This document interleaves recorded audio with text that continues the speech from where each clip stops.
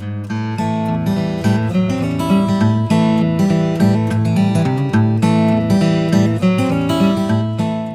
y'all, and welcome to Scrappin with Sheri. Do you ever get on a kick where you're playing with a pack of paper and you just can't seem to stop with that particular paper pack or that collection or whatever? Well, that's where I am. I am still playing with the Sweet Summer collection. This is the back side of the sheet, and I had thought about using this earlier, but I really wanted to hang on to this purple right here for some pictures I knew would be coming. So these are the pictures that I had. And when I looked at it, I just love this purple behind it. Now, this one is a little too light, and I'm going to fix that in just a minute.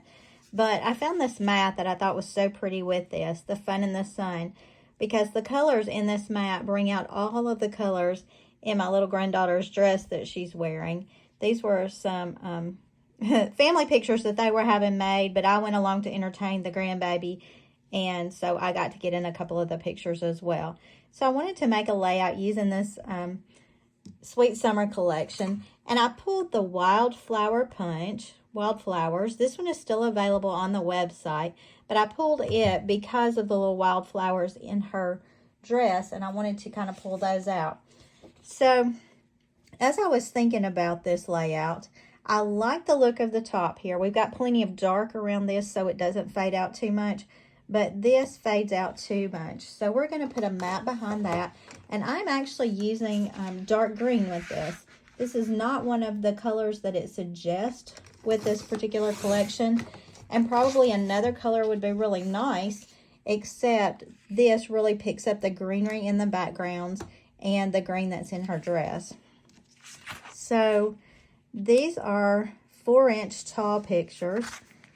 I've cut this one down to a 4x4, and I think what I'm going to do is mat them together instead of doing separate mats. So let me just pull my tape runner,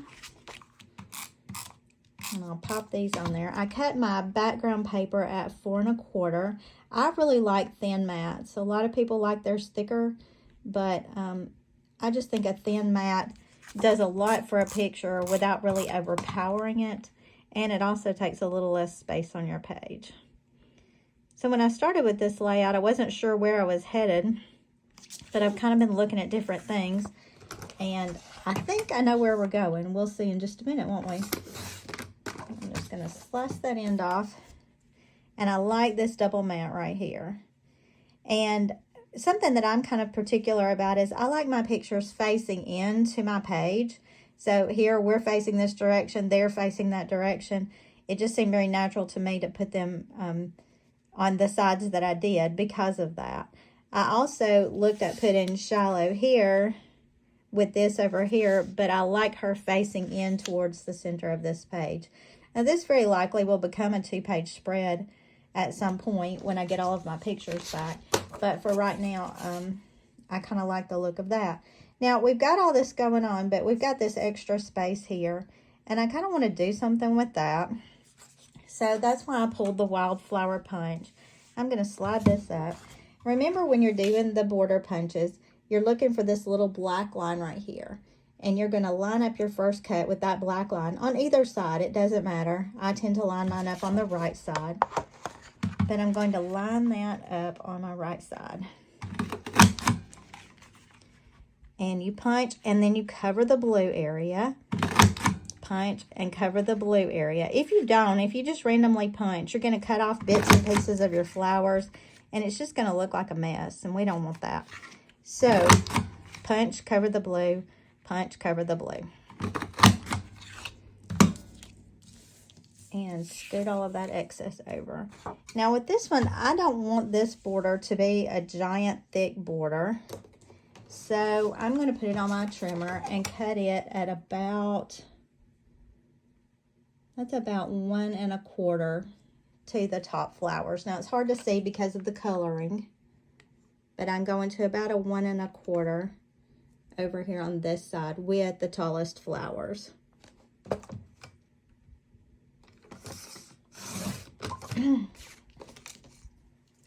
Now I've got that cut, and I like the look of that. I like it being kind of thin.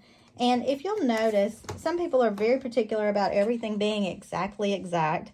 This is not really Wildflowers here. It's more wheat. And I do have the old wheat punch from Creative Memories that I could use. But I felt like using the Wildflowers would help me pull in the baby's dress a little bit better. So what I did was I cut this.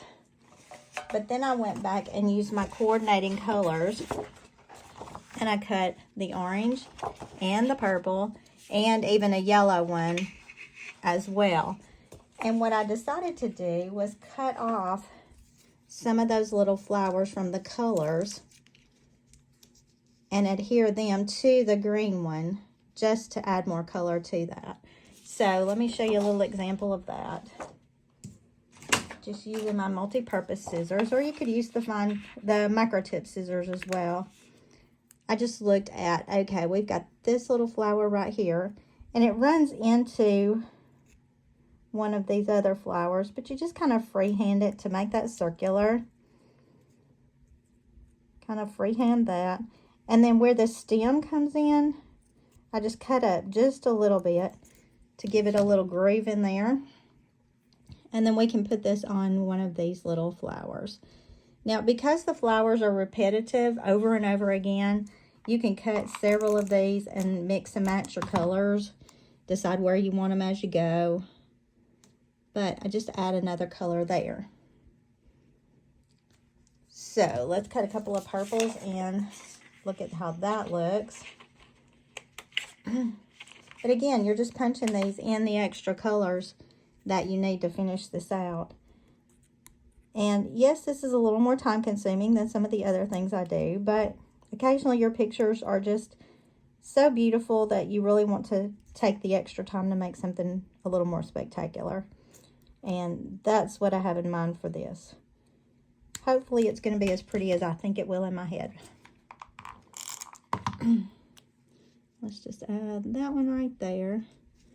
And you can already see the color starting to take shape. I would suggest that as you cut the flowers, you put them directly onto the border using your repositionable tape, just so you don't end up with a situation where you've got too many of one kind, too little of one kind, or your colors smashed up against each other. Again, I'm not really putting them in a pattern. I'm just trying to add them here and there. Now I felt like the flowers were just a little bit too plain. I really like the embossed die cut. So I'm just going back with a lead pencil, just a fine tip lead pencil. And I'm just adding a few little lines here and there on the flowers just to give it some definition. Not really to take away from anything or to add a whole lot, but it just gives it a little bit of extra dimension, I guess is the right word. So I have the border completed, and you know, typically you put a whole border along the bottom or along the middle or wherever. But because I had laid out my pictures and I ended up with this extra space on the edge, I'm going to cut this border down and do just pieces along the side. So I'm going to use my personal trimmer for this. And my space there, let's measure that and see how big that is. It's just a little less than 3 inches. So on my personal trimmer, I'm going to go to a little over 3 inches, and I'm just going to cut these off. And that should give me about 4 borders, give or take. Yes, I'm cutting into some of those lovely flowers, but it's okay.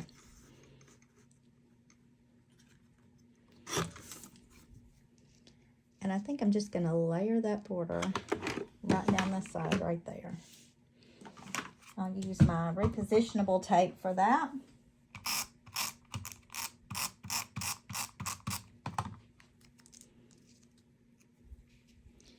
Let's check where we're actually going to start that border. I don't want it too close to my pictures here. And I want it just to run into my mat. I don't want it to go way over the top of the mat. And yes, I could put the mat down first, but I have a feeling that some of my flowers are going to go underneath that mat. Maybe. Now see, that one's a little bit short.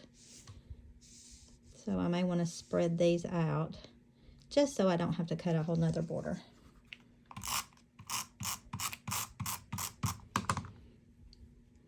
Now, if I'd cut those exactly at 3 inches and not just a hair more, then I would have been fine. I would have had enough for 4 of them.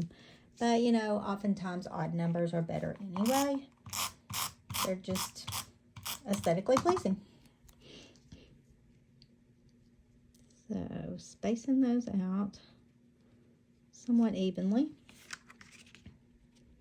And then I can stick this mat here, this picture here, and this double picture here. And there we've got our layout using Sweet Summer and the Wildflowers border punch.